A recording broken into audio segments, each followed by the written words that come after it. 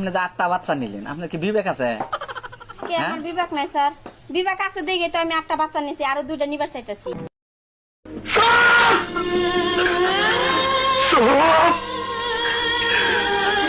মিথ্যাবাদী, তুই আমারও মিথ্যা কথা কইতেছ। আব্বা সুডু কাকা আছে না, কেসেতে ডিয়ানে আইরা ফ্যান করে। কি করে? Fan fan. আচ্ছা যান রাখি, আমার ছেলে আসছে।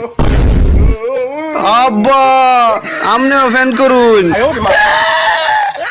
আমি আমার দিনকে কই দেব না।